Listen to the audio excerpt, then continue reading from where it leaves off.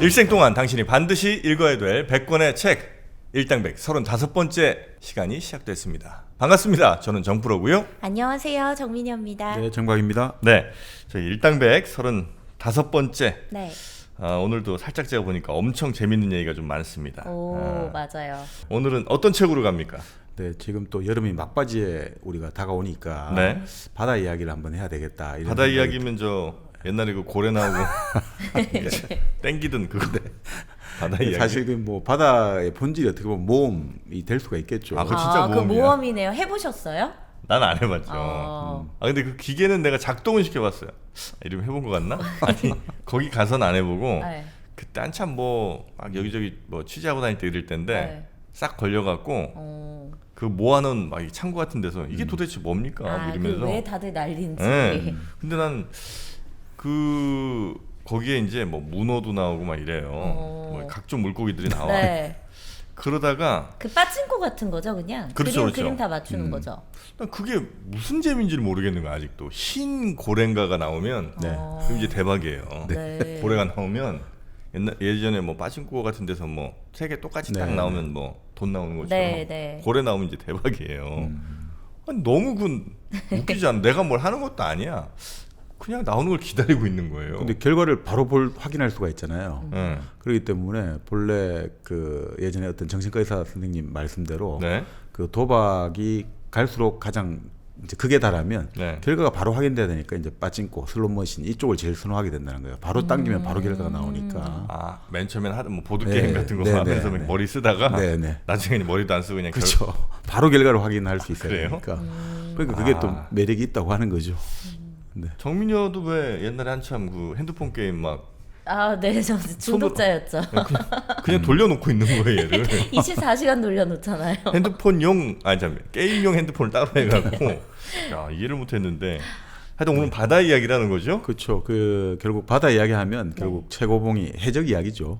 해적. 네. 아, 그 해적. 해적이 근데 예전에 저 어렸을 때만 해도 해적 이야기가 참 많았던 것 같은데 요즘은 해적 이야기 별로 인기 없지 않나요? 요즘에도 인기 있어요. 우리가 나이 먹어서 그런 건가? 그 뭐죠 뭡니까 그 무슨 바로 만화 같은 거 있는데 예. 지금 이 원피스. 원피스. 네네. 맞아 원피스 되게 유명해요. 학교 다닐 때 많이 들어보긴 들어봤어요. 보질 원피스? 않았고.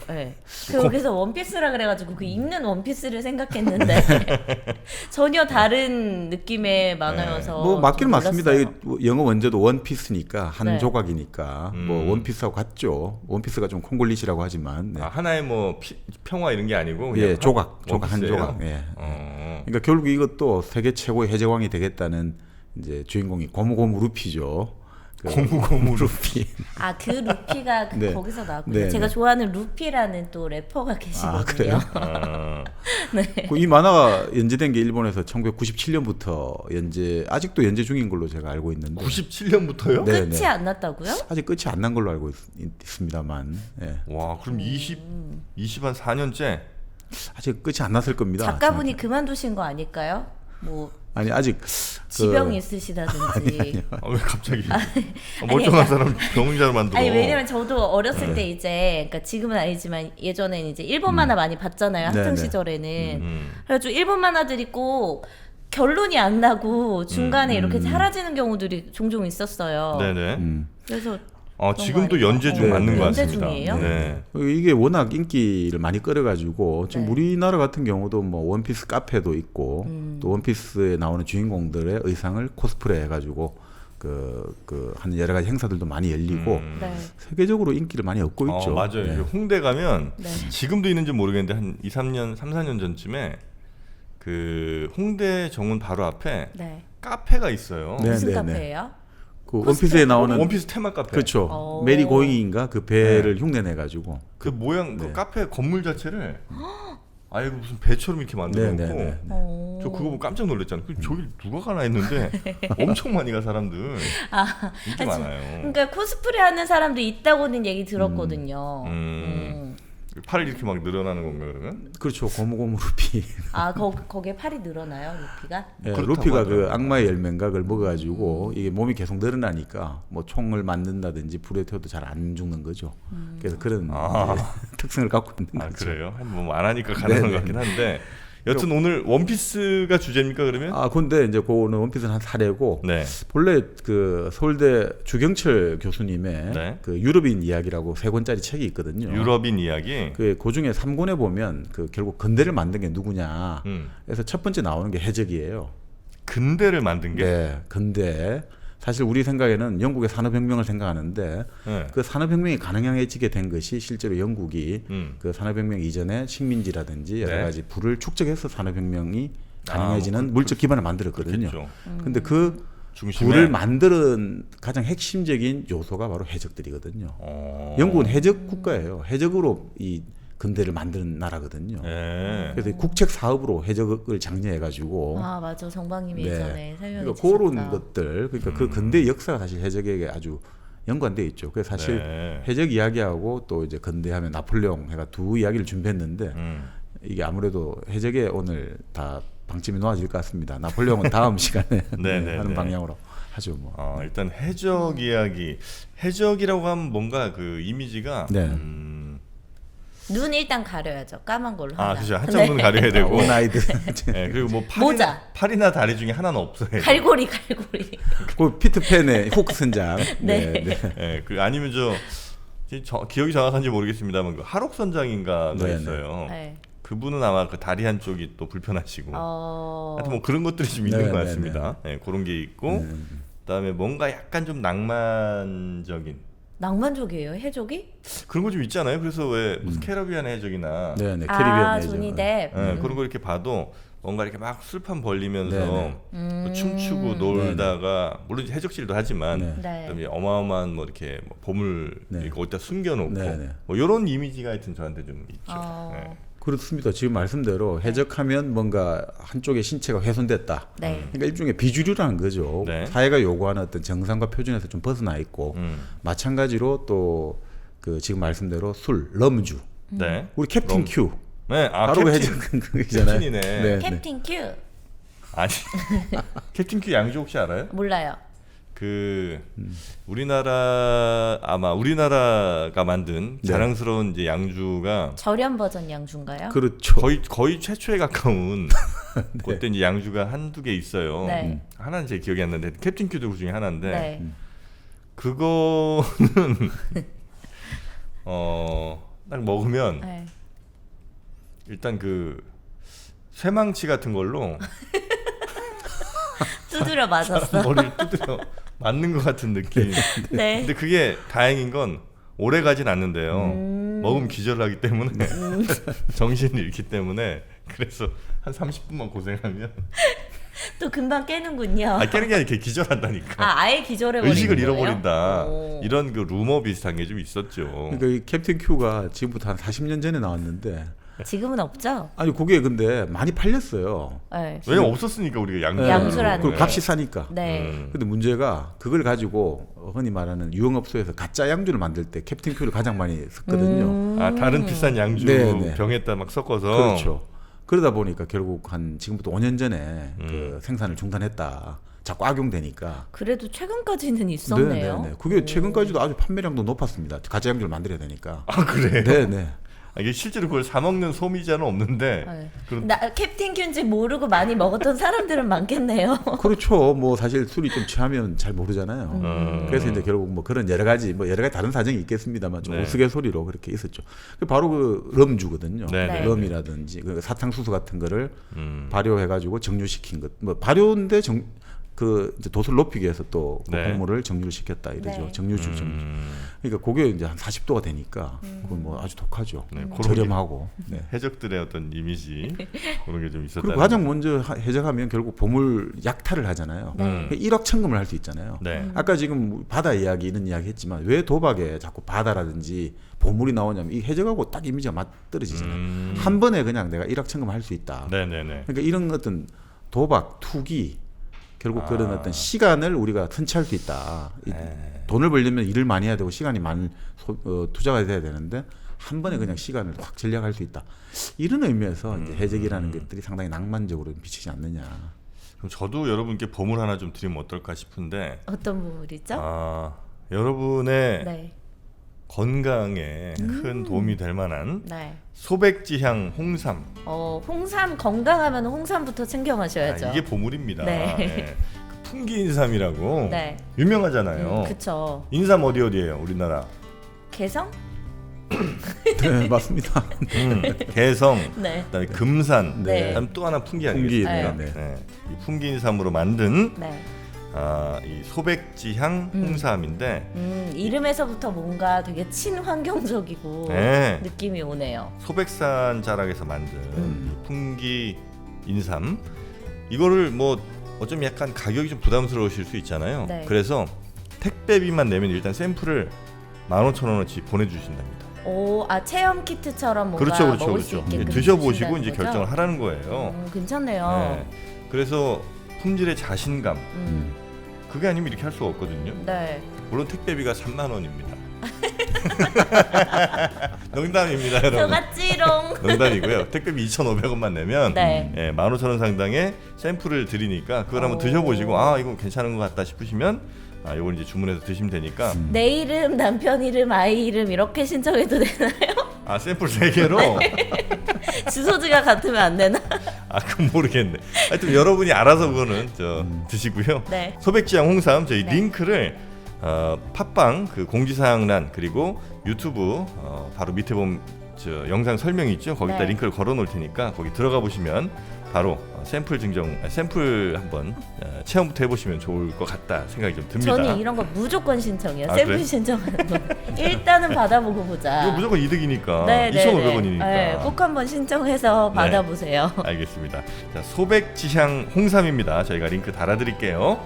자, 여러분께 선물 하나 드렸죠? 보물입니다, 이게 바로.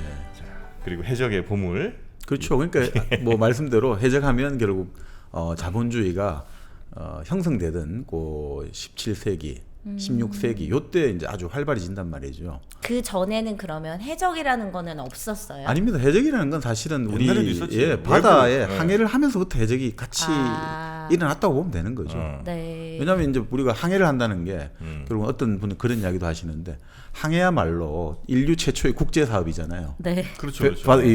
바다를 타고 이게 뭔가 물건을 왔다 갔다 하는 거니까. 네. 그럼 당연히 그거를 이제 뺏고 싶은 사람들. 그렇죠. 우리 예전에 그 서양 최초의 고전 일리아스 오디세이아 같은 경우 똑같지 않습니까? 그 결국 줄인 배 창자를 채우기 위해서 바다로 나간다. 도둑질하러 나가는 거예요. 약탈하러. 그러니까 바로 그 서양 최초의 고전도 네. 해적질로 시작하는 거죠. 그리고 우리 장보고도 네. 해적 바다의 잡으러, 왕자 네. 장보고. 바다의 왕자? 그렇죠. 바다의 뭐. 왕자 예. 장보고요. 네. 하여튼 그 장보고 씨도 네. 장보고 씨. 친구야 장보고 씨. 아니 그 해적들 잡으러 네. 엄청 돌아다니죠. 이 우리나라 인근에 해적들 다 때려잡은 거 아닙니까? 그렇죠. 해상왕 장보고 하면 네. 결국 신라 사람이 당시 이제 외부들. 해적들에 의해 가지고 노예로 많이 팔리게 간단 말이죠. 예. 그러니까 이제 그거를 막고 이제 결국 국제 동아시아 국제 해상 교역의 질서를 유지한 사람이죠. 네. 그러니까 일종의 정말 그 요즘으로 치면 어떤 미 인도 태평양 함대가 하는 역할들 있지 않습니까? 항행의 자유와 질서를 보장하는 역할을 한 거죠. 이 동아시아에서. 예. 그만큼 사실은 이 바다에서 이런 약탈을 한다는 게 수지가 맞는 장사란 말이죠. 네. 한 번만 성공하면 그렇죠. 예. 이게 결국 뭐 보물도 보물이지만 또 타고 있는 사람들 잡아가지고 노예로 팔면 된단 말이죠. 이 노예 인적 무역이 자원. 네, 노예죠, 노예. 그리고 일단 배에 실어서 뭔가를 이동시킬 때는 네. 잘 생각해 보면 네. 그냥 뭐 싼 거는 잘 안 할 거 아니에요. 그렇죠. 왜냐면 그렇게 한번 이동시킬 때 이익이 남아야 되는 거니까 그쵸. 무역선도. 그쵸. 그래서 이제 웬만한 비싼 것들 주로 이렇게 담아놓고 가니까 한 번 털면 그냥 무조건이지. 끝나는구나. 예. 그러니까 이게 당연히 이제 해적이라는 거는 인류 역사 처음부터 계속해서 같이 오는 거죠. 뭐 지중해 같은 경우 예를 들면 말씀 그대로 애초에 이제 그리스 사람들, 페니키아 네. 사람들을 우리 지난 시간에 레바논 이야기 해드렸습니다만 네. 그 바로 지브란의 고향 그 레바논의 페니키아인들이 지중해 해상 교역의 중심이 되었고, 그리스 사람들이 되었고, 근데 그렇게 쭉 이어지면서 바로 이제 해적들도 계속해서 같이 발전하는 거죠. 어떻게 보면 네. 발달한다고 봐야죠. 그래서 오늘 이제 해적 이야기가 좀 중심이 되겠군요. 네. 유럽인 이야기 중에서도 네. 특히 이제 해적이라고 하면 그래도 제일 좀 잘 발달하고 막 그 어마어마하게 번성했던 때가 이제 영국. 그렇죠. 바로 아까 말씀드린 대로 근대가 만들어지면서 네. 영국에서 국책 사업으로 우리 4대강 사업에 지나듯이 네. 국가적 과제로 밀어붙였단 말이죠. 근데 어떻게 이럴 수 있지? 해적이라는 건 그 전에도 어쨌든 막 말썽을 일으켰을 거 아니에요. 네네. 해적이 아무리 불법적으로. 가서 네. 보물을 가져온다 하더라도 그 과정에서 뭔가 잡음이 있었을 텐데. 그러니까 왜 이제 이때 이렇게 근대 들어와 가지고 그 지금 말씀드린 대로 16, 17세기 해가지고 이렇게 그 국가적 차원에서 해적을 밀어주고 이렇게 네. 해적의 전성시대가 열렸냐? 바로 대서양 항로가 열렸단 말이죠. 1492년에 콜럼버스가 그 결국 대서양 신대륙을 개척, 발견, 침략 여러 가지 용어를 쓸 수 있겠습니다만 그 대서양 항로가 열리면서 결국 어떻습니까? 대서양에 나는 여러 가지 그 작물이라든지 금, 은이라든지 이거를 유럽으로 실어 나르게 되지 않습니까? 네. 그러다 보니까 이 부가 스페인이라든지 포르투갈 쪽에 너무 어마어마하게 만들어지는 거예요. 아니 네. 포스페인이죠. 포르투갈은 이제 저쪽 그 네. 인도 쪽으로 갔으니까. 네. 자 그러니까 이 카리브해에서 스페인 쪽으로 이 너무 어마어마한 부가 이동되니까 그걸 가만히 지켜보고 있을 나라가 있겠습니까? 아, 그래서 영국이 저건 막아야 된다. 특히나 영국 입장에서는 네. 스페인도 공격하고 일석이조잖아요. 부도 또 챙겨오고 네. 중간에 싹 가로치면 되니까 네. 그렇게 하니까 국가적 차원에서 1년에 그 당시 사략선이라고 해요. 응? 사략선. 사략선. 그러니까 사략. 사사로울 사자 네. 우리가 이제 약탈할 약자 네. 써가지고 그러니까 국가가 일종의 해군이 유지할 돈이 없잖아요. 예산이 없잖아요. 네. 그러니까 민간업자들에게 요즘 치면 그 프라이빗 밀리터리 컴퍼니라고 해야 되나요? 네. 민간 무장 회사에 맡기는 거예요. 이 허가증을 주는 거예요. 너 약탈도 괜찮아. 허가증을 그냥 내주는 민간에서도 예, 그러니까 네. 그 국가가 이제 아. 허가증을 주는 거예요. 일종의 오. 합법적인 도둑질을 할 수 있고 강도질을 할 수 있는 자격증을 주는 거예요. 1년 200척, 300척씩. 그러니까 얘들은 국가가 공인한 거잖아요. 좋다고 이제 해적질을 하는 거죠. 그러니까 뭐 어차피 우리나라로 들어올 건 아니니까. 그렇죠. 아니죠. 그렇게 하면 네. 사략선하고 영국 왕실하고 50대 50으로 나눠 가지거든요. 반팅을 한단 말이죠. 아, 세금을 반을 또 내야 네. 되는군요. 그러니까 영국 왕실 입장에서는 가만히 앉아갖고 50%씩 벌어들인단 말이죠. 네네네네. 나중에 말씀드리겠습니다만 초기 가장 유명한 해적하면 프랜시스 드레이크라고 있는데 드레이크. 그 드레이크 같은 경우는 한번 출동해가지고 그 당시 30만 파운드를 영국 당시 엘리자베스 1세에게 바쳤다는 거죠. 근데 당시 영국 왕실 1년 재정이 20만 파운드인데 1.5배를 예, 바친 거죠. 그래요? 그러니까 국가적 영웅이죠. 어. 드레이크 같은 경우는 완전 국민 영웅이 되었는데 네. 스페인 입장에서는 완전히 저 천하의 악당이잖아요. 그러니까 드레이크를 이제 이름을 파자를 해가지고 그 서양 사람들이 싫어하는 게 드래곤이잖아요. 네. 저 사악한 용이다, 드래곤 같은 놈 이런 식으로 그 정도로 이제 한쪽에서의 영웅, 한쪽에서 악당이 되는 거죠. 네네네. 그러니까 그런 식으로 그 대서양 항로가 열리면서 이런 민간 어떤 무장, 민간 무장한 해군들, 민간 해군이라고 봐야겠죠. 네네. 그런 사람들을 국가적으로 밀어주니까 해적 입장에서는 합법적으로 그 폭력을 행사할 수 있으니까 네. 좋다고나 하고 달려들었던 거죠. 어떻게 보면 이 해적이라고 하지만 거의 그 해군에 가까웠네. 네. 근데 사실은 그 드레이크 같은 경우는 네. 스페인 이제 해군이 천하무적이거든요. 네. 그래서 아르마다 함대라고 하잖아요. 천하무적이라고 불패 절대 지지 않는다고 했는데 네. 그 1588년에 이제 결국 영국과 스페인 사이에 칼레 해전이 일어나요. 네. 물론 뭐 거기서 실제로 스페인 그 해군이 아르마다 함대가 결국 좀 여러 가지 지형이라든지 기후적인 요소로 얘네가 자멸했다고 하지만 어떻든 영국이 대승을 거두거든요. 네. 근데 그때 총 함대 지휘관이 바로 드레이크예요. 해적이 지휘를 한 거예요. 총 해군 함대 사령관이. 아, 정말요? 네. 그러니까 거의 해군이네. 그렇죠. 그러니까 결국 네. 영국 해군의 전신이 바로 해적인 거예요. 네. 아. 그러니까 참 이게 웃기는 이야기이긴 합니다만. 근데 이제 자기네들 보물 탈취하려고 막 그 누군가를 막 공격하고 이런 아주 그 본능적인 전략 같은 것도 나올 거 아니에요. 그러니까 해군의 그렇죠. 어떤 기본적인 전략을 물론 군인들이 이렇게 머리 짜서 할 수도 있지만 네. 그냥 내 돈이라고 생각하고 하면 훨씬 더 그쵸. 그렇죠. 나의 목숨과 나의 재산을 지키려면 그럼 이제 훨씬 더 민첩하거나 아니면 효율적인 공격 방법을 많이 그렇겠네요. 찾아갈 수도 그렇습니다. 있고. 네, 그러니까 사실 뭐 미 해군 같은 경우도 나중에 말씀 또 드릴 기회가 있겠습니다만 네. 결국 그 해적과의 싸움을 통해서 미 해군이 창설되었다 이런 이야기도 있거든요. 미 해군은 또 해적 때려잡으면서 생긴 거예요? 네, 그러니까 사실 19세기에 19세기 아니죠. 미국이 이제 18세기 후반에 네. 독립을 하게 되지 않습니까? 네. 근데 처음에 신생국이니까 미국도 유럽하고 이제 교역을 해야 되잖아요. 그럼 지중해에도 배가 들어가야 되는데 네. 당시 지중해에는 바르바리 해적이라고 바르바리 바바리안 생각하면 돼요. 네. 예전에 이제 아랍 그 사라센 해적의 후예들 결국 북부 아프리카 알제리 모로코 이런 쪽 출신들이 해적을 하고 있는데 워낙 힘이 셌단 말이죠. 그래서 미국에서 처음에 이쪽에 그 흔히 말하는 해적 우두머리들에게 아니면 해적 그 이슬람 군주들에게 일종의 뇌물을 바쳤어요. 우리 좀 봐주세요. 우리 좀 봐주세요. 우리 우리 배는 배 좀 건드리지 우리 말아달라고 아. 보호료를 낸 거예요. 네. 네, 네. 근데 보호료를 냈는데도 불구하고 배가 몇 번씩 잡히고 선원들이 노예로 팔려가고 이랬단 말이죠. 아이씨. 그러니까 이게 안 되겠다 해가지고 결국은 미국의 초대 대통령 워싱턴이 네. 예전에 이제 영국하고 독립전쟁할 때 약간 해군 비슷한 게 있었지만 네. 이기고 나서는 다 함정 다 팔아버렸거든요. 네. 다시 함정 6척 만들어라 하고 해군 창설 법안을 만든 거예요. 그렇게 해가지고 이제 19세기 초반에 자 결국 이게 본때를 보여줘야겠다 해가지고 네. 그 해군 함정에 가가지고 막 전쟁을 벌이는 거예요. 폭격을 하고 그렇게 한 다음에 그런 것들을 가지고 1차, 2차 가가지고 완전히 이제 이쪽에서 다시는 이제 미국 배를 안 건드리겠다라는 협정을 약속을 받아내고 하고. 그다음에 철수를 하거든요. 그리고 그런 것들이 나중에 그런 이야기도 하죠. 이런 것들을 미국이 하는 걸 보고 나서 유럽 국가들도 적당히 지금까지는 막 뇌물만 주고 이랬거든요. 네. 아 근데 이제 때려잡는 걸 안 되겠다. 지금 우리도 미국처럼 해야겠다 해가지고 네. 영국이나 프랑스가 본격적으로 아프리카 진출해가지고 프랑스 같은 경우는 바로 알제리 침략을 한 거죠.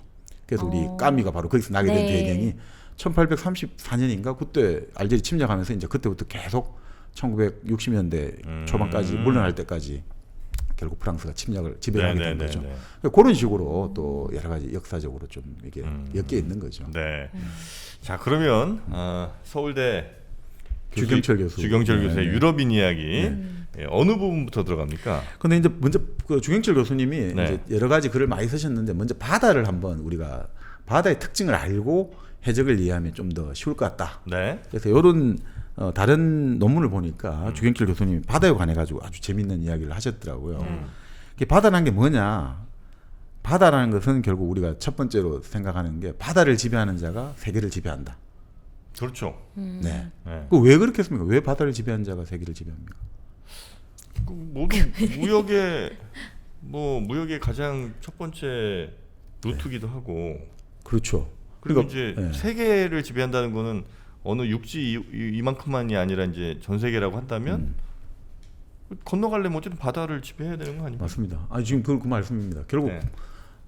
부를 만들려면 네. 운송을 해야 돼, 교역을 해야 되잖아요. 네, 네. 근데 아무리 우리가 지금 육지로 여러 가지 소나 말을 가지고 한다지만 그 짐을 싣는 게 한계가 있거든요. 그렇죠. 근데 바다라는 거는 물이라는 게 특수하잖아요. 물은 뜰 수 있잖아요. 부력도 있고 여러 가지가 있으니까 여기에다 배를 만들어 가지고 짐을 잔뜩 실어버리면 한 번에 대량 수송이 가능하고 네. 그러면 한 번에 큰 돈을 만들 수 있단 말이죠. 그러니까 이 부를 만들 수 있기 때문에 바다라는 것들이 가장 중요하다 이거죠. 불을 비행기가 만든다는 거죠. 있기 전에. 그렇죠. 그 지금은 물론 예전에 프랑스의 미테랑 대통령이 하늘을 지배한 자가 이제 세계를 지배한다지만 아직까지는 네. 좀 한계가 있고 그죠. 네네네. 지금도 여전히 바다가 그래요. 불을 만드는 공간. 수송하는 데 있어서 비행기도 한계가 있죠. 그러니까 아주 고가품은 네. 뭐 반도체 이런 거는 이제 비행기로 그렇죠, 좀 하지만 네. 그래도 대부분의 큰 뭐 물동량이라고 다 하면 배로. 여전히 배가 제일 높죠. 그러니까 뭐 우리 주경철 교수님 말씀인데 그 바다라는 게 예전에는 또 근데 우리가 화물을 그 예전엔 노동자들이 직접 이 등짐을 지고 네네. 그래서 항운 노조가 힘이 셌단 말이죠. 등짐을 지고 물건을 배에 싣고 또 내리고 할 때 하역하고 적재하는 게 다 사람 힘이었는데 1950년대 컨테이너가 도입됐단 말이죠. 네. 그러니까 이게 어마어마하게 지금 물동량이 폭발적으로 증가하게 된 거죠. 컨테이너라고 하면 이제 그 규격화된 박스. 그렇죠. 컨테이너 박스죠. 쇠박스. 맞습니다. 뭔가 지식적으로 막 설명하려고 했는데 내가 단칼에 박스 이렇게 잘라버렸지. 이게 이제 그거랑 함께 제일 중요한 게 네. 그 크레인. 그렇죠. 아 크레인. 네, 거기 이제 딱 이렇게 하나 옮겨줘야 되니까. 그러니까 이게 비용이 50년대 이후로 얼마나 줄어들었냐면 이전에는 사람이 직접 나르고 하니까 1톤을 싣고 나르고 하는 비용이 톤당 5.83달러였대요. 네. 근데 컨테이너가 나오고 이 크레인이 나오니까 톤당 16센트로 떨어졌어요. 그러니까 16센트 이게 15분의 1로 떨어진 거예요. 운송 비용이. 네. 그러니까 이 화물량이 어마어마하게 늘어날 수밖에 없죠. 네. 우리가 넷플릭스가 그 이제 일종의 그 컨텐츠에서 네. 어떤 유통혁명을 일으켰다고 하잖아요. 네. 그 넷플릭스를 예전에는 CD를 우편으로 보내줬잖아요. 그게 얼마냐면 78센트였어요. 네. 우편으로 주고받고 하는 게. 아 넷플릭스 원래 CD 사업을 했던 예, 곳이에요? 우편으로 보내주는 거예요. 우리 비디오 테이프 보내주듯이 우편으로 보내주면 다시 또 반송 우표가 있어갖고 또 거기 다 보고 나서 넣어가지고 보내주고. 네. 그 78센트에서 스트리밍으로 하니까 5센트가 된 거예요. 그래가지고 이게 혁명이 일어난 건데 사실은 50년대 이 바다 컨테이너 박스 생각하면 이 혁명이 더 비용 그러네요. 다운사이징 된 거죠. 네. 그래서 거기에다가 뭐 지금 이제 규모가 이번에 우리나라가 아주 세계 최고로 많이 실을 수 있는 컨테이너 화물선을 이번에 건조했더라고요. 우리가요? 예, 예. 네. 근데 그게 그 아까 말씀드린 대로 그 박스가 6m짜리 박스 있죠, 컨테이너. 네. 거기에 24,000개를 실을 수 있더라고요. 6m짜리 컨테이너 박스를 가늠, 24,000개. 가늠도 안 되네요. 24,000개. 24,000개. 근데 이게 전부 다 크레인으로 하잖아요. 네. 그러니까 요즘 어떤 식이냐면 예전에는 그 짐을 이게 이제 배가 이제 싣는데도 시간이 많이 걸리고 또 항구에 다른 항구에 들어가서 내린데 시간 많이 그쵸. 걸리는데 그러니까 예전에는 선원들이 항구에 도착하면 며칠간 쉬고 이랬잖아요. 요즘은 몇 시간 쉬고 바로 나갈 수도 있다는 거예요. 다 이거 크레인으로 금방금방 해버리니까. 그러니까 이 바다가 갈수록 더 이제 그 부를 만들어내는 여지가 네. 더 커지고 있고 네. 또 하나가 요즘 이야기가 뭐 북극 항로 이런 것들이 개통돼 버리면 네. 지금 예를 들어가지고 여름철이라도 거리를- 열려버리면 아. 거리가 지금 보통 우리가 뉴욕으로 가잖아요. 그럼 네. 지금 쭉 태평양 건너서 파나마 운하해가 가잖아요. 네. 그게 보통 한 24일 정도, 23일 걸리는데 네. 그 이제 저 북극 항로로 해가지고 저렇게 타고 해가지고 내려가잖아요. 8일 걸린다거든요. 아, 그렇게 줄어들어요? 네. 유럽에 가는 것도 음. 지금 가려면 수에즈 운하를 해가지고 인도양 이렇게 가야 되잖아요. 네. 바로 가버리면 또 3분의 1로 줄어든다는 거예요. 언제 돼요 그거? 지금도 자꾸 이게 하고 지금 온난화로 아니 이제 슬슬 지금 여름에는 아마 갈 수 있을 거예요, 북광로. 여름만 개통해도 좀 이게 녹아 네, 있으니까. 여름에는 이제 할 수 있으니까. 아유, 와닿네요 바다라는 게, 진짜. 그러니까 저도 바다라는 이제 게 직구를 예전에 많이 했으니까 이게 제가 처음 직구를 시작했을 때가 한 7, 8년 전이었는데 네. 그때만 해도 2, 3주씩 걸렸거든요. 물건이 오려면. 그리고 알게 모르게 빈번히 사고 같은 것도 좀 나고 그랬었는데 요즘은 진짜 그냥 국내 택배처럼 엄청 빨리 와요. 해외 직구인데. 네. 그게 신기하다니까요. 그래요? 뭘 그렇게 사직기는 거야? 아니 그러니까 요즘 직구하시는 분들 많으시잖아요. 네. 워낙 막 영양제부터 시작해서 아주 작은 것부터 큰 것까지 다 사시니까. 그래요? 네. 그만 왜- 좀 살아 너든지. 진짜 빨리 와요, 근데 직구. 그 예전에 일본에 어떤 분이 그런 이야기를 했죠. 직구를 선호하는 심리는 네. 그 인간의 본질적인 그 뭐라고 해야 될까 그 커뮤니케이션 욕망하고 같다고. 직구가요? 네. 왜요? 뭐냐면 그 아마존이라고 이름 잘 지었다고 했잖아요. 네. 그 예전에 인간이 최초로 교육을 하게 된 형태가 유령 교육이라는 거죠. 유령 교육. 그러니까 뭔가 사람이 없는. 어느 상태에 누군가 물건 하나 갖다 놓으면 또 누군가 그걸 가져가서 또 뭔가를 갖다 놓고. 네. 우리 예전에 한번 말씀드렸는데 영화 고지전에 보면 아. 왼쪽 왔다 갔다 하는데 누군가가 뭐 소주 뭐 술병 하나 갖다 놓으니까 또 누구는 편지를 갖다 놓고 네. 요렇게 그게 근본적인 인간의 욕구라는 거예요. 누군가와 전혀 나와 모르는 타자와 뭔가를 나누고 싶다는 게 근본적인 인간의 욕구라는 거죠. 네. 그러니까 지금 직구를 한다는 것도 전혀 내가 모르는 장소에 뭔가를 띡 보냈단 말이죠. 근데 갑자기 며칠 후에 뭐가 틱 날라온단 말이죠. 이게 너무 본질적으로 그 낯선 곳에서 뭔가 나를 위한 선물이 날라온 것 같으니까 네. 물론 뭐 나중에 청구서가 같이 세금 네. 걸리면 아주 골아파요. 네. 근데 그런 욕구들이 있기 때문에 이제 직구에 대한 폭발적인 수요라는 것도 좀 네. 그렇게 설명할 수 있지 않는가 이렇게 말씀하신 분도 계십니다. 네. 네. 그런 욕망이 좀 있는 것 같아요. 뭐야, 어떤 욕망이요? 그러니까 누군가와 소통한다. 아니요, 전 그런 거 없어요. 그냥 물건을 갖는 게 좋을 뿐입니다. 그래 그래. 근데 이제 뭐 사실 그쵸 좋다는 게 행복이잖아요. 네. 그때 한번 말씀해 행복이라는 것은 저 멀리 낯선 바다에서 뭔가 나한테 선물이 날라온다. 이게 행복이고 행복이라고 하거든요. 그러니까 이제 그렇게 따지고 보면 좀 비슷한 느낌. 그러고 보니까 그냥 어디 집 앞에 마트에서 네, 물건 네. 배달해 주는 것보다는 너무 쉽게 사는 것보다는. 뭔가 이렇게 네. 중국이든 아니면 저 어디 남미 어디든 유럽. 여기서 이렇게 네. 오는 거를 기다리면서 그걸 또 상상하는 시간. 네. 네. 뭐 이런 것도 어쩌면 기쁨이 좀 될 수 있겠네. 엄청 즐거워요. 네. 삶의 낙이라고요. 그래. 근데 이제 그렇게 해서 부가 만들어지기도 하고 네. 근데 갈수록 또 바다가 중요해지는 게 해저 케이블이라는 거예요. 광 해저 케이블. 케이블. 그러니까 지금 우리가 일종의 여러 가지 쓰는 데이터 해외와 교환하는 데이터 있지 않습니까? 네. 네. 데이터 그 거래량에 교환하는 거래량의 해외와 그 98% 99%가 해저를 통해서 들어온다거든요.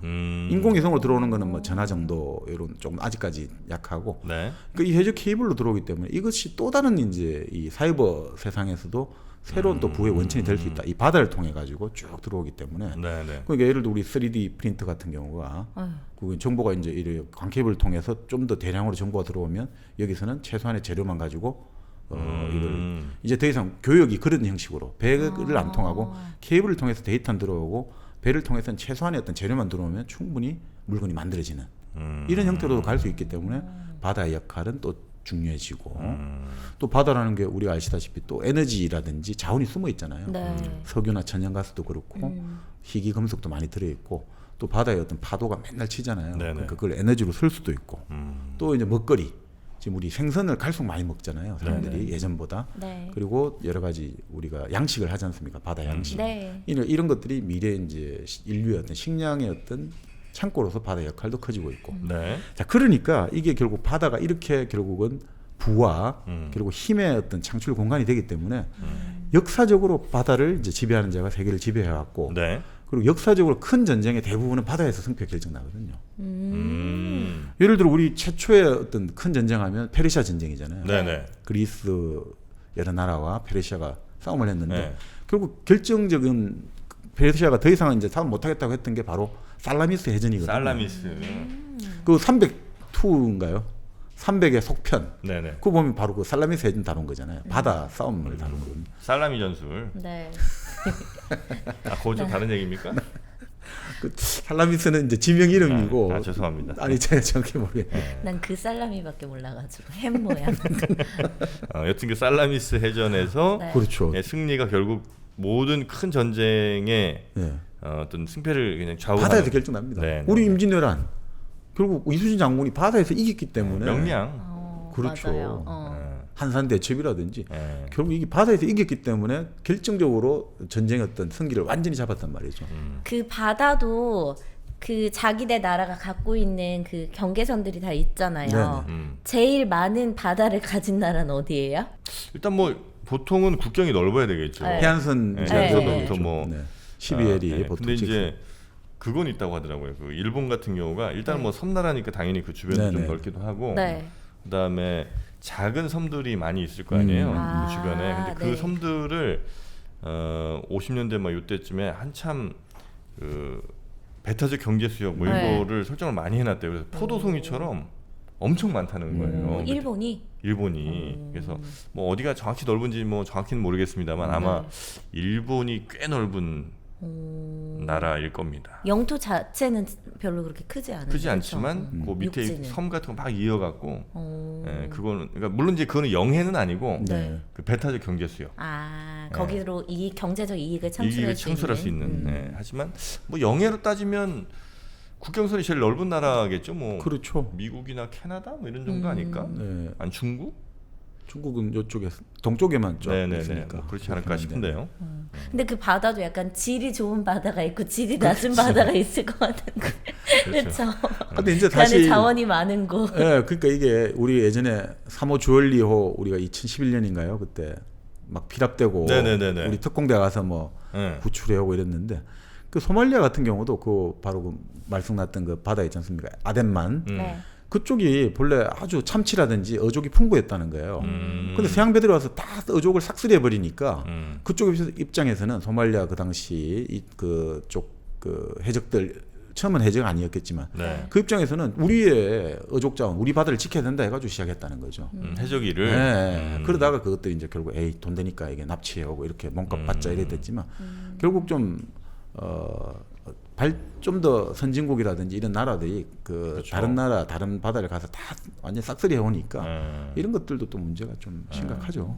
그 부가 많지 않은 나라들 같은 경우는 네. 그 영해나 아니면 그 EEZ 같은 데에 네. 대한 어업권을 팔아요. 아, 또 다른 나라, 팔기도 돈 많은 해요. 나라인데요. 네. 왜냐면 자기네는 어차피 못 잡으니까. 네. 근데 그런 거 되게 잘 사는 나라 중에 하나가 우리나라기도 합니다. 아, 그걸 우리가 많이 사요? 왜냐면 이제 우리는 전 그냥 세계에서 그죠. 예. 전 세계에서 생선이랑 하여튼 제일 많이 먹는 나라잖아요. 네. 그래서 뭐 안 먹는 근데 물. 또 중국에서 다 잡아가잖아 우리 우리 거는 네. 뭐 그렇기도 하지. 오징어랑 네. 그래서 우리는 저기 어디 뭐 남미 어디죠 아프리카 이쪽에 가고 엄청 잡아온다는 거예요. 그렇구나. 걔네는 어차피 또 안 먹는 물고기가 많아. 네. 그러니까 뭐 낙지 이런 건 이제 우리들이 많이 먹잖아요. 우리 스타일이니까 거기 낙지 잘안 탕탕이는 먹잖아. 우리 스타일이지. 장어 뭐 이런 거 잘 안 네. 먹잖아. 그래서 엄청 잡아온다고 하더라고요. 아. 네. 그렇죠. 가오리 뭐 이런 네, 거. 우리 어. 지금 뭐 그런 그 바로 원장업으로 큰 회사가 있잖아요. 어디예요? 동원그룹. 아 동원 참치. 네, 네. 바로 그게 그 동원참치 창업주 김재철 회장 같은 경우가 직접 배를 탔잖아요. 선장했잖아요. 그래가지고 글도 써가지고 국어 교과서도 실리기도 하고 그래요? 뭐 원장 어선 나갔던 여러 가지 일들. 그러니까 실제로 우리는 활발하죠 그런 것들이. 너무 재밌다. 그런 거 사고 판단이 몰랐어. 어업권 같은 거. 네네. 근데 이제 그나마 그렇게 제대로 사서 이렇게 저 물고기 잡아가면 그나마 다행인데. 제값 주고. 근데 그 아까 소말리아 같은 경우는 막 뭐 사지도 그렇죠, 않고 그냥 막 그게. 그냥 네. 잡아가는 건 남획을 네. 하는 거지 한마디로. 그러다가 물고기도 없어졌지만 나중에는 그 프랑스인가 같은 데는 그 핵 폐기물 같은 것도 거기다 막 버리고 막 이랬다는 거예요. 맞아요. 쓰레기장처럼 쓰는 거예요. 투기를 하는 거죠. 예, 그래서 막 환경 오염 많이 시키고 하니까 물고기는 더 없어지고. 그러니까 그 물론 소말리아 해적이 뭐 정당하다는 건 아닙니다만 그러다니까 이제 먹을 게 없어지잖아. 그렇죠. 그러니까 이제 어쩔 수 없이. 한 측면도 없지 않아 있다는 얘기가 들려오기도 한다는 말씀을 국제 정세는 그래도 많이 알고 계시네요. 정영진 씨. 조심스럽게 전해봅니다. 근데 진짜 지 말씀대로 그 예전에 극한 직업 이런 것들 보고 있으면 네. 그 바로 지금 그 태평양 저 위쪽 있지 않습니까? 네. 캄차카 네. 그 러시아 쪽 이쪽에 미국 배가 가가지고 이제 일종의 그 킹크랩을 잡을 수 있는 권리를 있거든요. 근데 거기 딱 정해져서 시간이. 네. 그러니까 이 사람들이 그 며칠 동안에 쉴 새 없이 잡아야 되기 때문에 네. 잠을 거의 못 자는 거예요. 2-3일간 잠 못 자고 계속 그냥 쉴 새 없이. 왜냐하면 딱 그 몇 시 종료돼 버리면 끝이기 때문에 네. 그런 식으로 시간을 딱 정해놓고 잡기도 하고 우리도 뭐 가서 많이 잡기도 하지만. 그 킹크랩선 있잖아요. 네. 오늘 아는 거 많이 나오네. 어디 노량진에서 오신 줄 알아. 수산시장 뭐 대표세요? 상인 대표세요? 그 전 세계 많은 직업들 가운데 네. 사망률이 제일 높은 직업이 그거예요. 뭐야 킹크랩 잡으시는 분들? 네. 왜요? 왜냐면 이제 그 바다가 굉장히 거칠어요. 어휴, 그쪽이 거칠고 또 춥고 뭐 이래갖고 거기서 또 이제 2-3일 동안 못 자고 말이잖아요. 네. 그러니까 맞습니다. 한참 잡다 보면 옆 사람 하나 없는 거야. 죽어가시는 거예요? 가셨네. 근데 대신 돈을 많이 벌죠. 그래서 뭐 그래 킹크랩 하나에 엄청 비싼데. 한 달인가 2달 일하면 한 4-5천 번되는 것 같아. 4-5천 이상. 그러니까 그 선원들도. 네. 그러니까 사실 그 유혹을 떨치기가 쉽진 않은데. 그냥 딱 한 번 가서 고생하고 오니까. 그렇죠. 그래서 그걸 어떤 사람들은 그 아주 험하고 거친 그 바닷길을 황천항로라고 부르는 거죠. 황천길 가듯이. 그 정도로 이 험한 거니까. 네네. 그런 이야기도 합니다. 하이 리스크, 하이 리턴.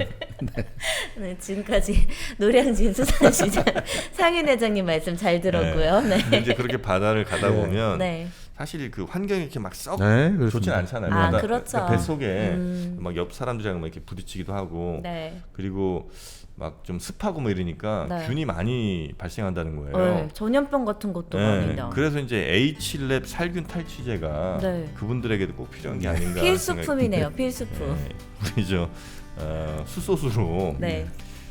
기존에는 무슨 뭐 방향제 같은 걸로 냄새 없애려고 했다면 그쵸. 이게 아니고 무색무취의 네. 이 H랩 살균 탈취제는 그냥 그 세균이 내는 냄새들 어차피 냄새라는 게 악취라는 게 결국 그 세균들이 내는 거거든요. 그쵸. 그 세균 자체를 없애서 네. 원인을 차단하는 음. 이런 살균 탈취제입니다. 네. 그래서 요즘 같은 시대는 특히 손 씻고 마스크에 이 H랩 살균 탈취제까지 하면 완벽한 우리 가족 케어다. 네. 그래서 뭐 차라든지 침구류, 욕실 이런 데다가 꼭 뿌려보시면 뭐 이상한 저 향, 포프리 향 이런 거 안 나고 저 너무 좋아요 이 상품. 써봤잖아요. 네, 그래서 요즘 맨날 뿌리고 있어요. 저도 그 향 나는 건 좀 싫은 게 왠지 막 향으로 덮는 듯한 느낌이 맞아요. 나서 네. 더 찝찝해서 아예 안 뿌렸었거든요. 근데 이 제품은 딱 깔끔하고 뿌리고 나서 끈적임이라든지 그런 것도 전혀 없어서 네. 굉장히 깔끔하고 편리하게 사용하실 수가 있어요. 맞습니다. H랩 살균 탈취제 저희가 이 영상 밑에 혹은 뭐 저희 팟빵 오디오 게시판에 링크를 걸어 놓을 테니까요. 거기 네. 꼭 따라가셔서 일당백 청취자다 이렇게 남겨주시면 리필용 오, 네, 하나 더 주신다는 하나 더 주신다는 겁니다. 네, 꼭 혜택 놓치지 마시길 바라겠습니다. 네. 자, 그럼 한번 네. 가볼까요? 네. 뭐 그러니까 바다가 네. 이 정도로 중요하고 네. 뭐 근대에 들어와서 아까 말씀드린 러일 전쟁이라든지 미드웨이 해전이라든지 결국 뭐 큰 전쟁의 승패는 결국 바다에서 결정나고 네. 또 그렇기 때문에 지금도 이 바다를 둘러싸고 결국 미국이라든지 중국이 긴장이 고조되고 있는 네. 거죠. 남중국해라든지 왜 이렇게 갈수록 긴장이 고조되느냐? 이 바다에 결국 패권이 걸려 있다고 생각하기 때문에 계속해서 예전부터 영국도 이 바다에 가장 투자를 많이 했고 네. 그 영국은 이국 표준주의라고 했거든요. 이국 표준주의. 그 그건 뭐예요? 뭐예요? 그러니까 투 파워 스탠다드라 해가지고 네. 자기들이 1등이잖아요. 해군력이. 지금도 영국 1등. 아니 예전에 아니지. 19세기. 아, 지금은 아니에요? 예. 미국이에요? 미국이죠 지금. 게임도 안 돼. 씨. 그래, 그 정도예요? 그 영국은 네. 그 당시에 2등, 3등 합친 것보다 더 많으면 많은 걸 항상 유지한다는 거죠. 자기들은. 아. 2, 3등에 합할 수 있으니까. 그렇죠. 그러니까 네. 2등, 3등 합친 것보다 더 많은 세야. 해군력을 가진 거를 이국 표준주의. 아. 그 원칙에 따라서 항상 해군력을 증가하는 거죠. 네. 근데 지금 미국은 어느 정도냐면 그 우리 바로 다 주경철 교수님 말씀인데 네. 5국 표준주의를 넘어선다는 거예요. 2, 3, 4, 5, 6등 다 합쳐도 와, 미국은 이거 못 당하는 못 거예요. 따라가겠네. 그러니까 미국이 지금 갖고 있는 게 한 그것도 최신의 해군 전력이잖아요. 네. 한 300만 톤이 넘는데 다 합치면. 예. 어허. 근데 중국이나 뭐 소련, 아니 러시아도 해봤자 100만 톤씩 안 되거든요. 그러니까 이 미국이 갖고 있는 해군력이 왜 이제 이렇게 또 셀 수밖에 없는 거예요. 결국 불을 만드는 게 바다기 때문에 이 전 세계 바다를 자기들이 장하고 있어야지 결국 꼼짝을 못 한다 보니까 이렇게 이제 결국 많아지고 결국 바다가 갈수록 더 어떻게 보면 국제적인 이해관계가 첨예해질 수밖에 없고 네. 자원으로서의 어떤 여러 가지 역할이 또 커지기 때문에 네. 이 바다에 대해서 또 그런 환경 오염 문제가 계속 발생하니까 이 바다를 어떻게 하면 안전하게 관리하느냐. 네. 네. 그리고 특히 요즘도 해적 많거든요. 우리 그 바로 2011년 3호 주얼리오도 해적이 네, 잡혀간 네, 네. 거잖아요. 네. 그 해적이 갈수록 발생하고 있는데 네. 지금 해적이 매일 하루에 한 건씩 전 세계 바다에서 일어난다고 하거든요. 해적 사건이. 해적 사건이. 아, 그래요. 그 해적 사건도 예전에는 강도 정도 했잖아요. 네. 요즘은 강도하는 유형을 벗어나서 유령선으로 만들기도 해요. 어떻게요? 우리나라 배도 한번 당했는데 우리나라 선장도 이 배를 딱 탈취했잖아요. 네. 선원들을 다 죽여버렸겠죠. 다 네. 실종시킨 다음에 이 배를 바꿔치기 하는 거예요. 배를 도색도 하고 바꿔가지고 다른 배로 이름을 바꾸고 둔갑하는 거예요, 아예? 그렇게 해가지고 이제 물건은 팔아먹고 이런 식으로 했다가 잡히기도 하고 와. 이런 사건이 많이 생기기도 해요. 유령선 이제 유형도 있고 지능적이네. 뺏어오는 게 아니고. 지능적으로 하는 거죠. 그 사람들은 다 실종돼 몰라요 지금도. 근데 바다라는 게 정말 망망대해잖아요. 네네. 그리고 거기 뭐 CCTV가 있는 것도 아니고 진짜 그 안에서 그런 무슨 일이 일어나도 모르니까 그러니까 진짜 그런- 무서운 것 같아. 그래서 이제 사실은 우리가 해적 오늘 이야기합니다만 해적이 옛날 이야기만 아니고 지금도 여전히 일어나고 있기 때문에 네. 네. 그러니까 한번 다뤄볼 만하죠. 그래서 이 해적을 어떤 식으로 어떻게 이제 왔고 하는 것들 알아보는 것도 네. 재밌는 차원에서도 좋을 겁니다. 우리도 네. 좀 키우고 싶다 해줘. 그한 40, 네. 50분 만에 이제 제대로 된 본격적인 얘기가 시작됩니다. 네. 그 해적의 역사를 보면 이거는 네. 뭐 해적의 세계사라든지 뭐 바다와 해적의 이런 데 많이 나오는데 네. 여러 가지 걸 참고해서 말씀을 드리겠습니다. 네네. 해적은 결국 우리 인류가 항해를 시작한 게 지금부터 한 4, 5천 년 전부터 시작을 했다고 해요. 그 해적은 이때부터 같이 생겼다라고 이제 보시면 될 것 같고요. 네. 결국 이 아까 말씀드린 그리스 이쪽도 결국 아까 일리아스, 오디세이 전부 다 해적의 역사지만 로마에서도 해적이 참 많이 있었다는 거죠. 로마가 로마 이제, 시대. 예, 제국이 되면서도. 워낙 거기도 이제 아프리카나 뭐 이런 데서 많이 갖고 왔을 그렇죠. 테니까. 이 결국 곡식을 실어 와야 되는데 배를 타고 곡식을 실어 와야 되니까 배를 지어야 되는 갤리선이라고 하죠. 왜 노예들이 예전에 노를 지어야 되잖아요. 네. 네. 그러니까 노를 안 젓고 그냥 돈만 하나 있으면 이 바람에 따라만 갈 수밖에 없잖아요. 그렇죠. 그럼 이게 원하는 대로. 원하는 대로 못 가니까 네. 노를 지어야 되는데 이 노예들이 얼마나 힘들겠으면 노잡이 노예들이. 그 우리 영화 배너 혹시 배너. 배너에 보면 찰턴 헤스턴이 주인공이 잘 나가는 유태인 그 잘 나가는 어떤 그 흔히 말하는 상류층이다가 네네. 친구의 업무로 하루 아침에 노예로 팔려가잖아요. 그럴 때 확 갤리선에서 노를 짓잖아요. 그럴 네. 때 눈 보면 이 지옥에서 나는 살아나가야 되리라라고 완전 불타는 노를 가지고 노를 졌지 않습니까? 네. 그런 식으로 이 노를 졌다 보면 대충 오래 못 살거든요. 너무 힘들어가지고. 아, 그래요? 그쵸. 그러니까 그 쉬지 배 밑바닥에 습한 환경에서 중노동해야 되고 네. 그러다가 뭐 풍랑을 만나든지 전쟁을 만나면 그냥 같이 침몰해버리고. 제일 먼저 주고 네. 맨 밑바닥에 있으니까. 그러니까 사실 노잡이는 네. 가장 험한 직업이고 요즘 지금 가장 정말 위험한 직업 중에 3D 직업인 거죠. 네. 근데 이 되게 재밌는 게 이 로마가 생각보다 네. 이 해적을 그러면 단속을 세게 하면 될 거 아닙니까? 음. 세게 안 했다는 거예요. 왜요? 왜 안 했냐니까 해적선의 가장 큰 업무가 노예를 공급하는 거잖아요. 그러니까 로마의 당시 대농장주들 있죠. 네. 라티푼디움에가 대농장주인들은 노예가 필요한 거예요. 네. 그러니까 해적들이 있어야 노예 공급이 잘 되잖아요. 아. 값싸게 받을 수 있잖아요. 루트를 아예 차단시키면 네. 안 되니까. 아, 정상적인 수입품보다 그렇죠. 해적들이 덮쳐갖고 작물로 그렇죠. 그러니까 뭐 품이라고 해서 좀 그렇긴 합니다만 네. 그런 노예들이 싸잖아요. 원래 시장가보다 더 싸니까 예. 그리고 또 아. 정기적으로 공급해야 되는데 해적선을 단속해갖고 끊어지 버리면 노예를 어디서 공급합니까? 그쵸. 그러니까 값이 정기적으로 비싸질 거 아니에요. 그렇죠. 그리고 노예는 결국 뭐 이 사람들이 대우를 잘 안 해주니까 빨리 죽고 이러잖아요. 그러니까 정기적으로 공급이 돼야 되는데 그러니까 사실은 로마 원로원 이제 흔히 말하는 귀족들이 대부분 다 대농장주들이잖아요. 네. 그러니까 해적선 소탕 사업하자면 반대를 많이 하는 거예요. 근데 그게 지금하고도 똑같거든요. 지금요? 예. 뭐요? 사실은 요 몇 년 사이에 난민이 큰 문제가 됐잖아요. 네. 아랍 지역 중동에서 난민이 지중해를 건너다가 빠져 죽고 정말 비인간적인 네. 여러 가지 일들이 많이 일어나는데 실제로 있잖아요. 그 이전에 한 80년대, 90년대는 눈 감아줬단 말이죠. 난민들 오는 난민 들어오는 걸요? 거를 단속을 그렇게 안 했단 말이죠. 유럽에서. 왜냐? 아. 큰 대기업 그 자본가들 입장에서는 노동력이 필요하잖아요. 필요해서. 제3세계 노동력이. 어. 그 눈 감아줬단 말이에요. 아. 근데 이제는 자동화 시스템이 돼서 필요 없으니까. 필요 없기도 하고 이제 그 자국민들이 정치적으로 우리가 일자리 사라진다고 압박을 가하니까 단속이 이때부터 이루어지는 거죠. 참 이게 웃긴단 말이죠. 이거 비슷한 거예요 예전에하고.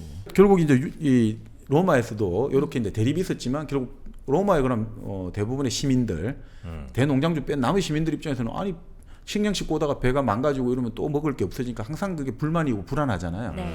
그래서 결국 그 로마의 이 문제를 해결한 사람이 결국 누구냐면 폼페이우스하고 케사르 이런 사람들이란 말이죠. 아, 폼페이오라는 줄 알고 깜짝 놀랐네.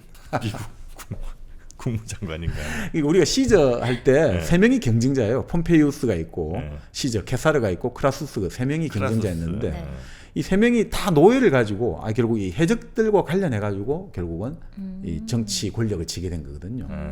누구냐면 결국 폼페이우스는 천재적인 전략가란 말이죠. 네. 그래서 이 해적 소탕 작전을 짜가지고 결국 완전히 로마 사람들에게 신망을 얻은 거예요. 네. 인기 1위가 됐고 아. 그 크라수스 같은 경우는 돈이 많았거든요. 네. 네. 어떻게 하냐면 그때 우리 스파르타크스의 그 금투사의 반란 들었지 네. 않습니까?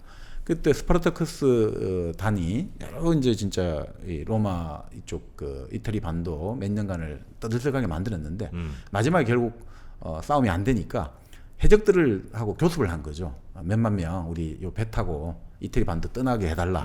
그 돈을 줬단 말이죠. 근데 크라수스가 해적들에게 돈을 더 많이 준 거예요. 그래서 그 금투살이 잡혀가고 다 십자가에 쭉한 뭐 몇만 명 다 죽게 된 거죠. 그 크라수스가 돈을 더 해적에게 많이 줘가지고 네. 이렇게 됐고 또 케사르는 실제로 해적에게 잡혔단 말이죠. 포로로 노예로 팔려갈 뻔한 거예요. 그래요? 네. 시저가? 시저가 젊었을 때 이제 당시 좀 유학을 가려면 저 그리스의 로도스 섬이라고 네. 그 애니메이션도 있는데 로도스 도전기라고 그 로도스 섬에 이제 가다가 해적한테 잡힌 거예요. 그럼 이제 노예로 팔려가 가잖아요. 네네. 근데 이제 당시 이 사람들이 그래도 로마에 나름 좀 잘 나가는 집안 아들 같으니까 몸값을 이제 받으려고 협상하잖아요. 근데 시즈가 판단력이 좋아가지고 이 해적들이 처음 부른 몸값이 요즘 그 당시로 치면 로마 병사들 4,000명의 1년 월급을 불렀다는 거예요. 와. 근데 케사르가 시즈가 더 세게 부른 거예요. 왜냐하면 네. 이거에다가 일단 시간을 버는 게 유리하다. 시간 그러니까 충분히 몸값이 오기 전에 얘들이 변덕스러워가지고 에이 몸값 안 올 것 같은 게 빨리 너 팔아버리자 이러면 이러면 안 되잖아요. 그래서 몸값을 걔들이 부른 거 2.5배를 더 부른 거예요. 오. 내가 몸값이 그밖에 안 되냐고. 나는 한 10,000명 정도 몸값은 절대 집중하겠다. 못 죽이게. 그렇죠. 그렇게 해서 40일 정도 걸렸거든요. 그러니까 40일 정도 시간을 번 거죠. 아, 그래서 로마에서 자기 몸값이 올 때까지 시간을 버려야 되니까. 그 몸값이 왔어요. 그래서 왔죠. 왔어요? 네. 그 돈 주고 풀려났어요? 풀리고 나서 바로 배를 딱 빌려가지고 사람들 모집해갖고 바로 다시 쳤어요? 해적들 가서 다 잡아 죽인 거죠. 아, 그리고 다시 돈 반환하고.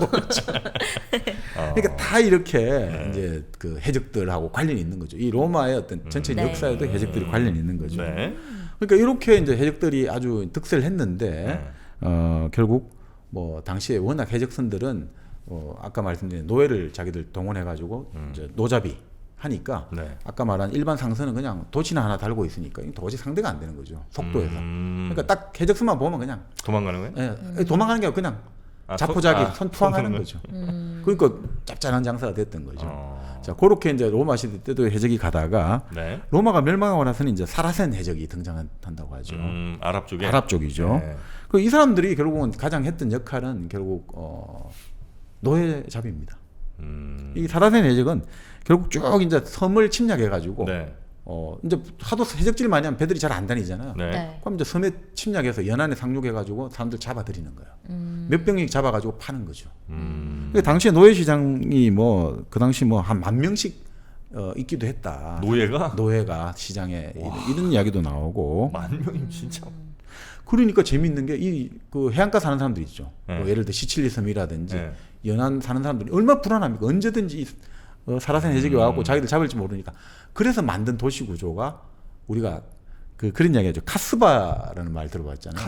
카스바의 여인 노래도 있습니다만. 아, 그 왜 도시들 보면 되게 미로처럼 복잡하게 만들어놨잖아요. 네. 길을 복잡하게 만들고 아. 그게 카스바식 도시 구조예요. 그래요? 아, 그런 미로형을 카스바 도시구조라고 하는 네. 거예요. 유럽 다 그렇잖아요. 특히 바닷가 주변이 그렇죠. 아. 막루가 있고 큰 감시탑도 있고. 왜냐하면 저 해적이 연주오는 감시를 해야 되니까. 그 반지의 제왕 영화에도 보면 왜 네. 그 무슨 성인지 내 이름을 까먹었습니다만 그 높은 하얀 성 있잖아요. 거기도 보면 막 말 타고 일로 갔다가 절로 갔다가 네. 막 굉장히 복잡하게 꼬아놨는데 그게 해적들한테 안 잡혀가려는. 그렇죠. 저 해적이 딱 들어왔는데 미로카치 해놓으면 애들이 길을 잃어버릴 수 있고 그쵸. 또 복잡하니까 저 놈을 잡아야 되는데 얘가 이러이러 피해버리면 시선에 혼란을 줄 수 있으니까 네네. 생존을 담보하기 위해서 그렇게 만들었다는 거죠. 어. 그리고 이 지중해 해적들은 여름철에 주로 오거든요. 네. 우리 까미의 그 이방인에도 봤지만 남서풍이 쫙 여름철에 불어온단 말이죠. 그러니까 네. 딱 이 바람을 타고 쫙 이제 이태리 반도로 간단 말이죠. 네네네. 그러니까 여름철에는 무조건 저 내륙으로 들어가는 거예요. 험한 산중, 절벽 쪽에 살고 네. 이제 가을부터 나아가 봄까지 다시 해변가에 살다가 여름 되면 다시 탁 도망쳐야 되고 참 그러니까 이렇게 힘들게 살았던 거죠. 네. 아 카스바는 카스바가 바로 거기에서 그 구조. 네네네. 자 그렇게 이제 그런 이제 또 사라센 해적이 있다가 그 다음에 나왔던 게 우리 해적하면 뭐 또 많이 나온 거 있잖아요. 캐리비안도 있지만 그건 조금 뒤고 그 앞에 깁니까? 해적의 원조들 저 우리 바이킹 바이킹 해적들이죠. 저 스칸디나비아 반도 사람들. 네. 그러니까 이게 결국은 뭐 이 바이킹이 사실은 또 사라센 해적만 해도 지중해 정도였는데 바이킹 해적은 항해 잘하잖아요. 항해 기술 네네네네. 발전했잖아요. 그러니까 이 사람들은 막 전 유럽을 석권하는 거죠. 어, 그러니까 어느 정도냐면 바이킹들은 배가 있잖아요. 네. 배가 만약 육지 만나면 어떻습니까? 배를 딱 다시 들고 강 나올 때까지 들고 다니잖아요. 그렇게 해가지고 러시아를 가가지고 배를 들고 건너요? 그 슬라브 사람들을 잡아가지고 노예로 파니까 그때 슬레이브 노예라는 게 바로 슬라브족을 얼마나 노예로 많이 팔아먹었으면 슬레이브가 된 거죠. 아 배를 들고 다녔대요? 네. 그래서 러시아 스웨덴 바이킹을 네. 그 당시 이제 슬라브족들 지금 네. 러시아 땅에 사는 사람들이 그래서 루스라고 부른 거야. 루스. 루스 무슨 뭐예요? 뜻이에요? 그래서 러시아가 나온 거예요 거기서. 루스라 부르니까 어. 그 사람들이 결국 만든 나라가 러시아가 된 거죠. 그러니까 스웨덴 바이킹이 만든 나라인 거예요 사실은. 러시아가? 네네. 이름이 네, 루스족에서 러시아가 나온 거죠. 걔네 슬레이브라고 그래서 이제 슬라브족도 되고 네. 루스라고다가 러시아가 되고. 그렇죠. 그다음에 이제 덴마크 바이킹들은 대인족들. 대인들이 영국 가가지고 결국 그 영국에 지금 예전에 앵글로 색슨들이었잖아요. 네. 거기는 게르만족이잖아요. 네. 독일 북부 살던 앵글로족과 색슨족이 영국 갔는데 덴마크 출신의 바이킹 대인들이 가서 또 거기를 장악을 해버린 거죠. 그런 식으로 바이킹들이 사실은 다 장악하는 거예요. 프랑스에 가가지고는 노르만 바이킹이 간 거죠. 그래서 노르망디 지방을 아예 봉토로 받은 거예요. 자기들 땅으로. 네네네네. 그래서 노르망디 지방. 아. 그 노르망디 지방에 살던 노르망 그 공 윌리엄이 1066년에 영국 건너가 영국 왕이 되었고 그 이후로 영국의 왕은 다 혈통은 윌리엄 그 노르망디 쪽의 후손들인 거죠. 그럼 그러면 해적이에요? 해적의 후손들이죠. 바이킹의 후손들. 그럼 그 저 노르웨이 그쪽 사람들인 거예요? 그 스칸디나비아 반도 거기서 이제 온 다 온 사람들이 겁니다. 예. 아. 근데 이렇게 해적들이 육지로 와서 네. 뭔가 이렇게 사람들을 잡아들이고 약탈을 하면 그 땅에 있던 또 군대들이 있었을 거 아니에요. 그 사람들이랑 싸움 안 해요? 저 우리 정민이가 잘 모르는데 바다 사람들이 억세요. 이길 수가 없어요? 물리라는 사람들 못 이긴다. 그래요. 아니 근데 이제 상비군이라는 것도 네. 그 근대 이후에 이제 절대 왕정이 들어서면 상비군이 이제 만들어지고 네. 그 영주가 있고 하지만 그러니까 예전부터 동생을 막론하고 바닷가 쪽을 영주들은 기본적으로 농경지 목축지잖아요. 네. 이걸 그러니까 정착 생활을 통해서 이익을 얻는 거고 바다 쪽을 기본적으로 거기서 별로 신경을 안 썼군요. 예, 그렇게 보시면 되죠. 그러다 보니까 바닷가 쪽에 마을에 이루어졌지만 뭐 돈이 안 되니까 국민이 별로 없죠. 네네. 근데 나중에 결국 우리가 아는 이제 제노바라든지 네. 그 뭐 나폴리라든지 이런 바닷가 쪽 사람들 있죠. 저 나중에 저 베네치아 네. 이런 사람들이 이제 결국 교육을 통해서 돈을 버니까 이제 안 되겠다. 우리 군대를 만들어야겠다. 이렇게 해서 해군 함대를 만들기도 하는데 처음에는 그게 안 되니까 큰 돈이 안 되니까 그냥 당할 수밖에 없었던 네. 거죠. 네. 그 바이킹 같은 경우는 지금 말씀드린 건데 워낙 또 거긴 도끼 들고 싸움하는 민족이잖아요.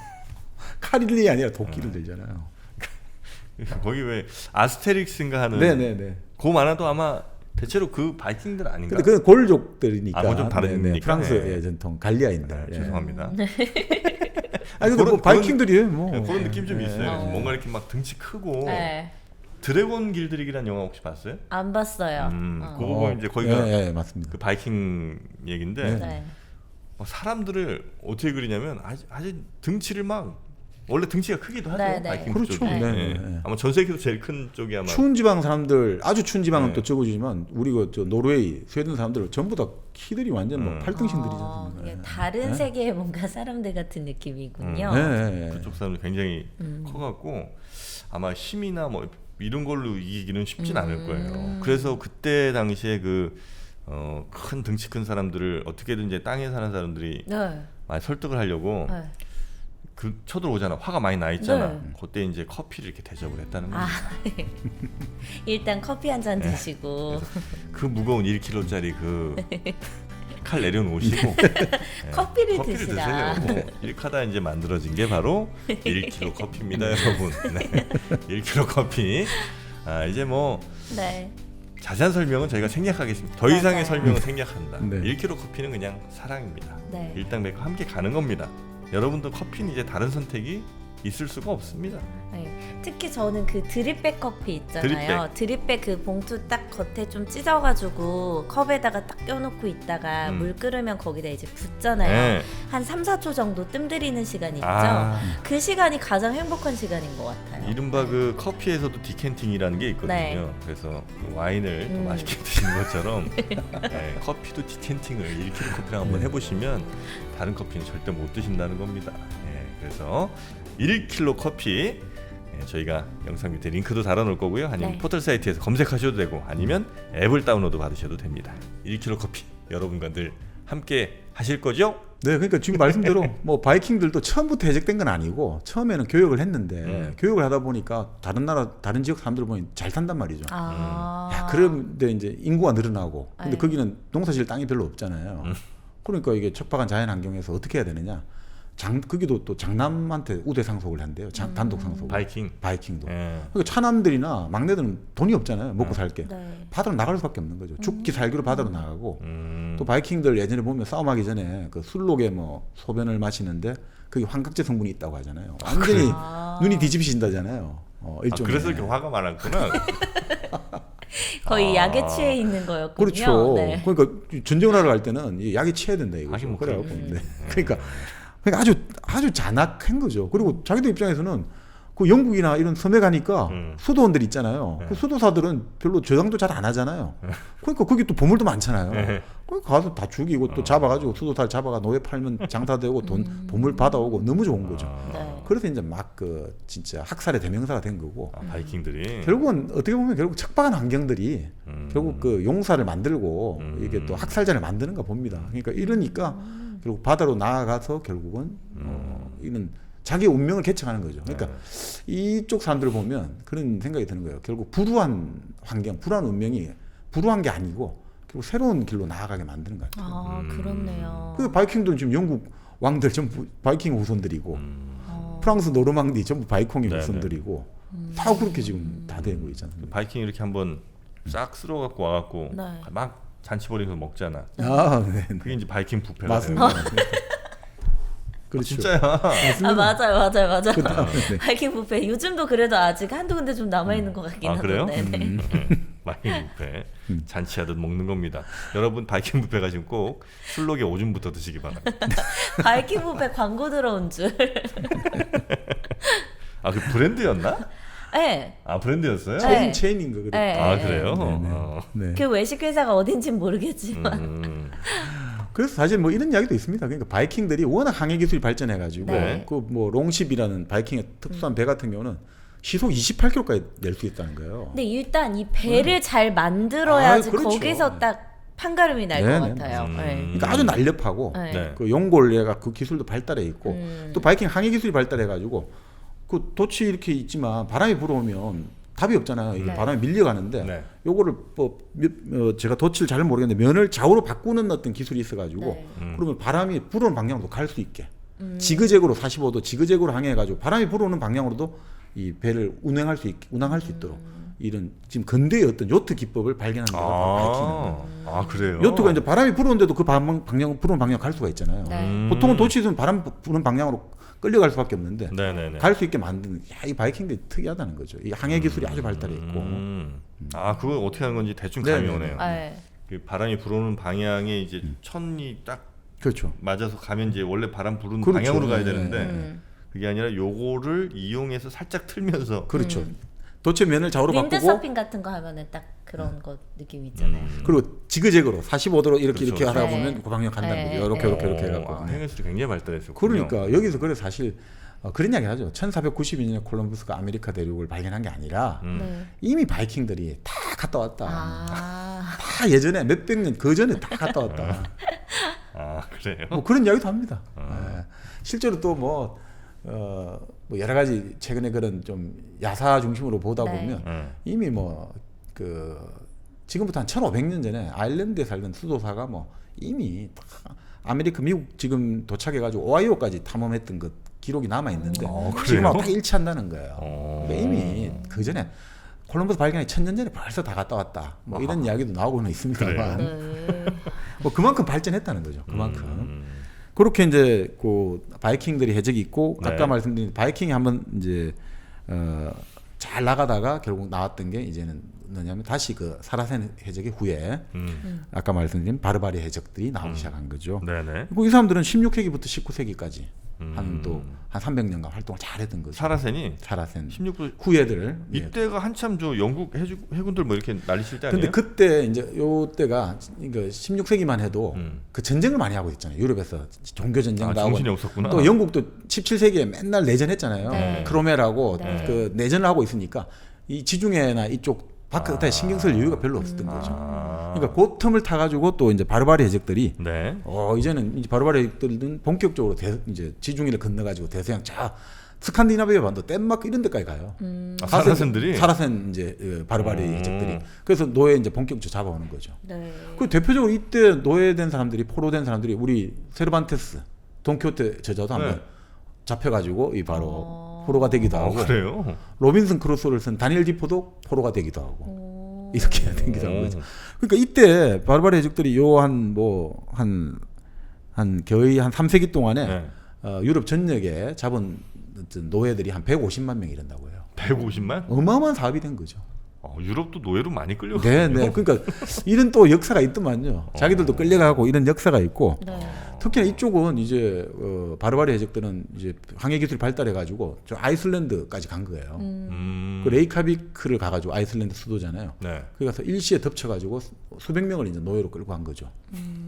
그러니까 거기는 사람도 별로 없잖아요. 안 그래도 아이슬은 사람도 그렇죠. 많이 안 사는데. 그래서 이런 법이 만들어졌대요. 그 아이슬란드 당시 그 공격을 당하고 나서 1627년에 공격 당하고 나서 터키는 눈에 띄면 무조건 죽여야 한다는 법이 만들어졌대요. 터키인. 네, 그러니까 이 바르바르 사라센들이겠죠. 터키는 눈에 띄면 무조건 죽여야 한다. 이 법이 350년간 이어졌다는 거예요. 얼마나 그만큼 얼마나 무서웠으면. 한이 많았구나. 네, 그러니까 이 당시에도 19세기 초반까지 이 바르바르 해적이 어느 정도 없어질 때까지 해안가에 사람이 못 살았다는 거예요. 하도 와서 노예로 잡아가니까.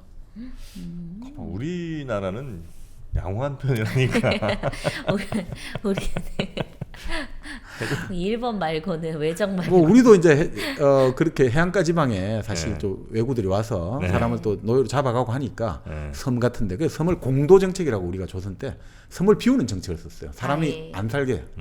그리고 해안가에 사람 못 살게 했단 말이죠. 네네네. 좀 해안가에서 한 10km 이상 떨어져서부터 사람이 살라라 이렇게 했는데 여러 가지 이제 또 다른 해석도 있습니다만 네. 그만큼 해적들이 와가지고 사람을 노예로 잡아갔다는 네. 거죠. 그러니까 해적의 역사는 대체로 그러면 네. 이 사라센쯤에서 이제 끝나는 건가요?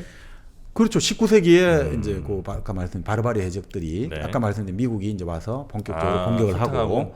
또 유럽이 이제 말씀대로 이제 산업혁명이 되고 네. 아까 유럽이 이제 대해적 처음에 이제 유럽이 근대 바로 17세기 18세기에 해적을 운영을 하다가 네. 이제는 해적을 지금까지 실컷 이용했는데 이제는 해적 없애야겠다. 네. 다 이용해 먹었다. 네. 해가지고 영국이 이제 민간 해군업자 해적들을 인정하다가 결국 이제 바로 18세기 중葉부터 네. 딱 처단하기 시작하는 거죠. 그러면서 이제 해적들은 사라지기 시작하는 거죠. 신바트의 모험 있잖아요. 네. 이것도 해적 이야기였나요? 그렇습니다. 그러면은? 신바트의 모험. 네. 이것도 해적이에요? 바로 그러니까 이 신바트 해적이 네. 그 지금 말씀드린 대로 아까 우리 사라센 해적의 전성기 때. 그렇죠. 아, 보물. 그때예요? 보물. 그러니까 해적이 지중해만 있는 게 아니라 홍해, 아라비아 반도, 아프리카 사이에 홍해가 길고 쭉 그 좁잖아요. 네네네. 그러니까 그리고 거기서 이제 결국 인도양에서 아시아, 중국이라든지 인도에서 그 물건이 오지 않습니까? 네. 바로 그 우리 모카. 물건 털기가 좋아. 그렇죠. 에덴만. 그러니까 거기 또 해적이 엄청 많고요. 인도양에도 해적이 많아요.